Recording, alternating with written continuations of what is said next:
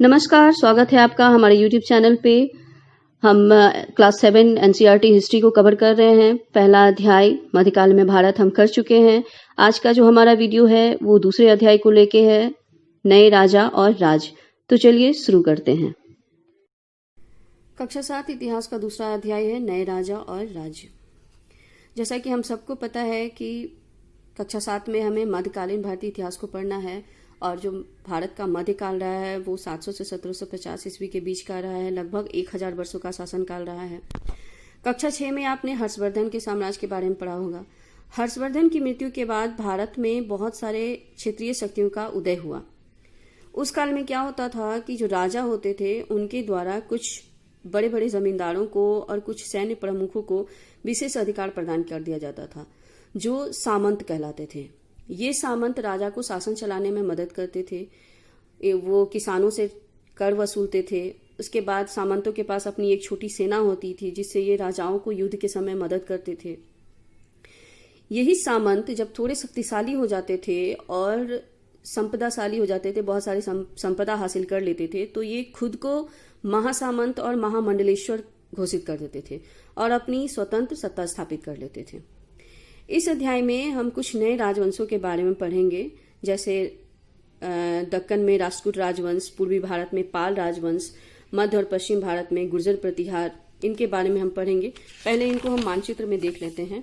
यहाँ पे देखिए आप, दक्कन में राष्ट्रकूट, पूर्वी भारत में पाल राजवंश, दक्षिण और पश्चिम भारत में यहाँ पे गुर्जर प्रतिहार हैं। ये तीनों राजवंश थे। और यहाँ पे कन्नौज है। ये कन्नौज उस समय व्यापारिक दृष्टिकोण से बहुत ही महत्वपूर्ण स्थान था और इसी पर अधिकार करने के लिए ये तीनों राजवंश आपस में संघर्ष किया करते थे और इस संघर्ष को कहा जाता था त्रिपक्षीय संघर्ष, जिसमें गुर्जर प्रतिहार सफल हुए थे। अब हम राष्ट्रकूट राजवंश के बारे में पढ़ेंगे। राष्ट्रकूट राजवंश का जो शासन रहा वो 753 से 973 ईस्वी तक रहा है। राष्ट्रकूट जो थे वो चालुक्यों के सामंत थे। सामंत के बारे में मैंने बताया था आप लोगों को। ये चालुक्यों के सामंत थे और इसमें प्रधान थे दंती दुर्ग। दंती दुर्ग ने चालुक्य राजा कीर्तिवर्मन की कमजोरी का लाभ उठा करके उन्हें पराजित करके अपने स्वतंत्र सत्ता स्थापित कर ली थी। दंती दुर्ग ने राष्ट्रकूट वंश की स्थापना की। उसने मान्यखेत को अपनी राजधानी बनाई।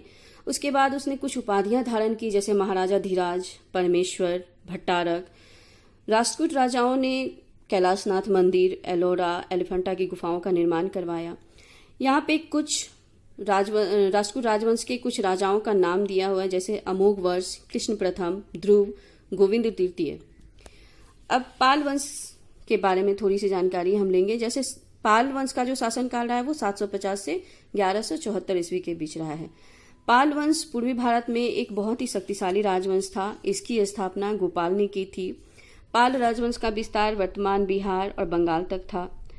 गोपाल के पुत्र धर्मपाल हुए और धर्मपाल ने पाल वंश का विस्तार किया था।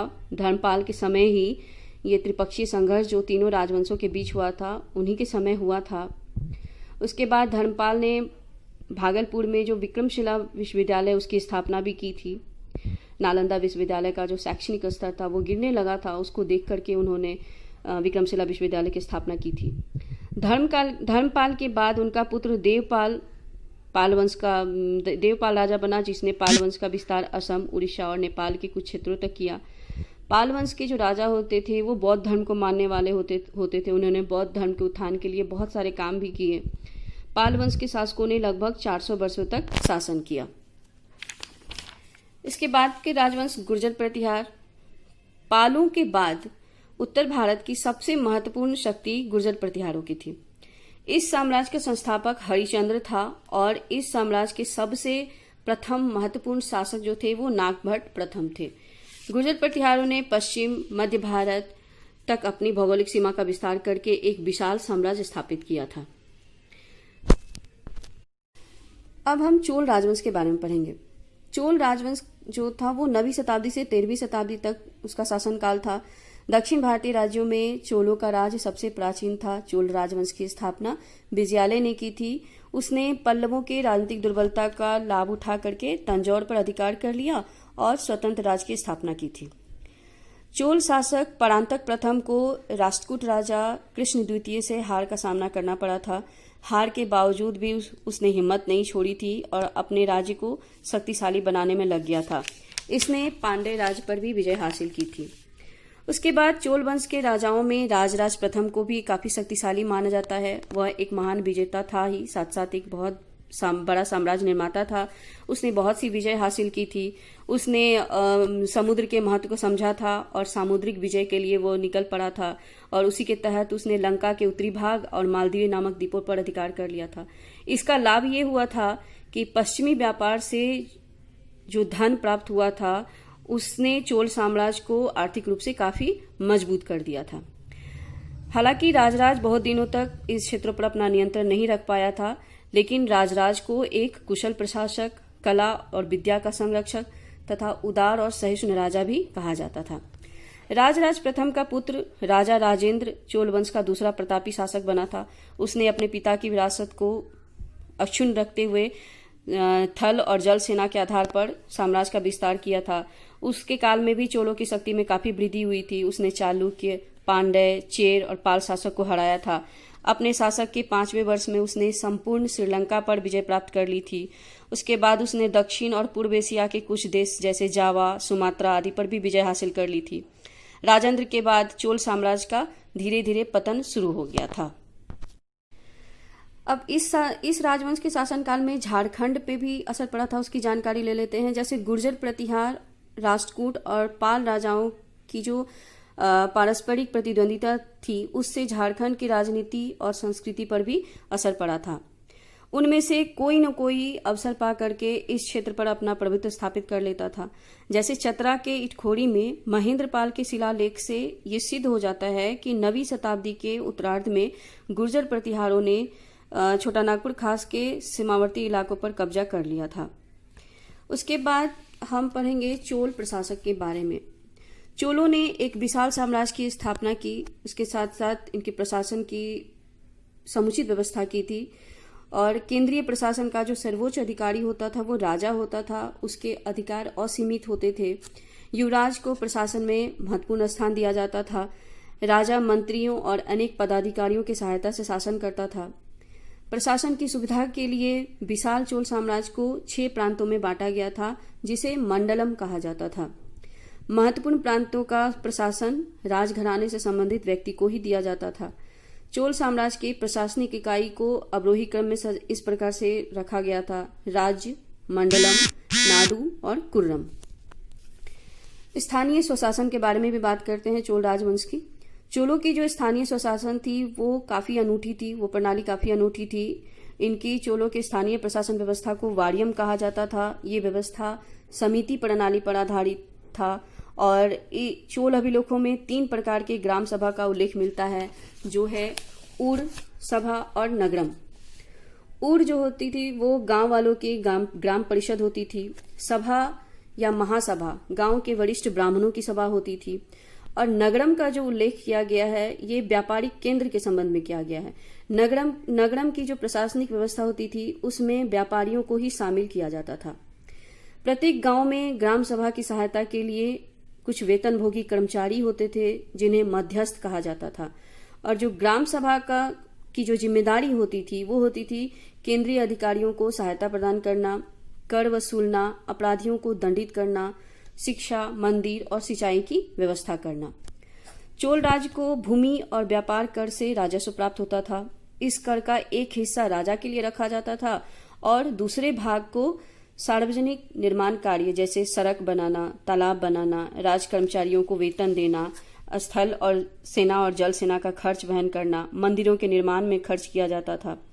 चोलों की स्थायी सेना में पैदल, गजारोही, अश्वरोही आदि सैनिक शामिल होते थे। गजारोही मतलब जो हाथी पे सवार होते थे, अश्वरोही जो घोड़े पे सवार होते थे। इनके पास एक बड़ी नौसेना भी होती थी। चोल काल में सेना की टुकड़ी का नेतृत्व करने वाले को नायक कहा जाता था और जो सेना अध्यक्ष होते थे उन्हें महादंड नायक कहा जाता था। यहाँ पे कुछ जाति का भी वर्णन किया गया है। चोलों में ब्राह्मण और बल्लाल को सर्वोच्च स्थान प्राप्त था। बल्लाल जो शूद्र वर्ग में बड़े भूस्वामी होते थे उनको कहा जाता था। इसके अलावा यहाँ पे कुछ विशेष अधिकार प्राप्त वर्ग भी होते थे, जैसे वलंगे और इडंगई। वलंगे जो होते थे वो कृषक होते थे, किसान होते थे, श्रमिक जातियां होती थी, और जो इडंगई होते थे वो हस्तशिल्पकार या दस्तकार होते थे। उसके बाद दास प्रथा का भी चोल राजवंश में प्रचलन था। अब हम चोल राजवंश के कलात्मक विकास के बारे में पढ़ेंगे। चोल शासकों ने अपने शासन काल में द्रविड़ स्थापत्य कला शैली को बढ़ावा दिया था। इस काल में द्रविड़ शैली के अंतर्गत अनेक मंदिरों का निर्माण कराया गया था। द्रविड़ शैली की विशेषता ये होती थी कि ये पिरामिडीय विमान होता है, और ये इसमें आप देखेंगे कि मंजिल पर मंजिल बना होता है, और नीचे ये बड़ा होता है, ऊपर की ओर छोटा होता चला जाता है। तो चोल मंदिर में विस्तृत प्रांगण होते थे। उसके बाद इसमें ऊंचे और अलंकृत गोपुरम देखने को मिलते हैं। गोपुरम किसे कहा जाता था? तो मंदिरों के जो प्रवेश द्वार होते थे ये काफी विशाल और ऊंचे होते थे, सजे हुए होते थे, उसे ही इस मंदिरों के प्रवेश द्वार को ही गोपुरम कहा जाता था। राजा राज ने राजराजेश्वर या बृहदेश्वर मंदिर का निर्माण तंजौर में करवाया। ये मंदिर करीब 192 फीट ऊंचा है और द्रविड़ शैली का एक विशिष्ट उदाहरण है। इस काल में मूर्तिकला और चित्रकला का भी विकास हुआ है। इस युग की मूर्तिकला का सबसे अच्छा नमूना कांसे की बनी नटराज की मूर्ति है। उसके बाद बृहदेश्वर मंदिर की दीवारों पर अजंता की चित्रकला से प्रभावित होकर के भित्ति चित्रकला के अंतर्गत धार्मिक चित्रकारी की गई है। यहाँ पे यह अध्याय खत्म हो जाता है। अब हम कुछ अध्याय खाली जगह देख लेंगे, क्वेश्चन आंसर देख लेते हैं। राष्ट्रकूट वंश का संस्थापक डैश था, तो राष्ट्रकूट वंश का संस्थापक दंती दुर्ग था। पाल वंश कौन से धर्म के अनुयायी थे? तो पाल वंश बौद्ध धर्म के अनुयायी थे। चोल वंश का संस्थापक डैश था, चोल वंश का संस्थापक विजयालय था। राजा महेंद्र पाल के शिलालेख झारखंड के डैश जिले से प्राप्त हुई है। राजा महेंद्र पाल के शिलालेख झारखंड के चतरा जिले से प्राप्त हुई है। उसके बाद है चोल काल में मंदिरों का निर्माण डैश शैली में किया गया था, तो चोल काल में मंदिरों का निर्माण द्रविड़ स्थापत्य कला शैली में किया गया था। उसके बाद कुछ क्वेश्चन है उसको भी देख लेते हैं, जैसे कौन कौन से राजवंश त्रिपक्षीय संघर्ष में शामिल थे? तो गुर्जर प्रतिहार, राष्ट्रकूट और पाल त्रिपक्षीय संघर्ष में शामिल थे। विक्रमशिला विश्वविद्यालय की स्थापना किसने और क्यों की थी? तो धर्मपाल ने नालंदा विश्वविद्यालय के शैक्षणिक स्तर में गिरावट के बाद विक्रमशिला विश्वविद्यालय की स्थापना की थी। राष्ट्रकूट कैसे शक्तिशाली बने थे? तो 8वीं सदी में राष्ट्रकूट प्रमुख दंती दुर्ग जो थे उन्होंने चालुक्य राजा कीर्तिवर्मन को युद्ध में पराजित करके शक्तिशाली बने थे। उन्होंने कुछ उपाधियां भी धारण की थी, जैसे महाराजाधिराज, परमेश्वर, भट्टारक आदि। सामंत किसे कहा जाता था? तो राजा बड़े जमींदार और कुछ प्रमुख सैन्य प्रमुखों को कुछ राजनीतिक अधिकार प्रदान कर देते थे, उन्हें ही सामंत कहा जाता था। चोल साम्राज्य के स्थानीय स्वशासन की क्या विशेषता थी? चोलों की स्थानीय स्वशासन प्रणाली बहुत अनूठी थी। उनकी स्थानीय प्रशासन व्यवस्था को वारियम कहा जाता था। ये व्यवस्था समिति प्रणाली पर आधारित थी। चोल अभिलेखों में 3 प्रकार के ग्राम सभा का उल्लेख मिलता है, ऊर, सभा और नगरम। इस तरह से ये अध्याय यहाँ पे खत्म हो जाता है। हमारा ये वीडियो आपको कैसा लगा हमें कमेंट सेक्शन में ज़रूर बताइएगा। इसके बाद नेक्स्ट अध्याय दिल्ली के सुल्तान को लेकर के हम जल्दी ही आएंगे। धन्यवाद।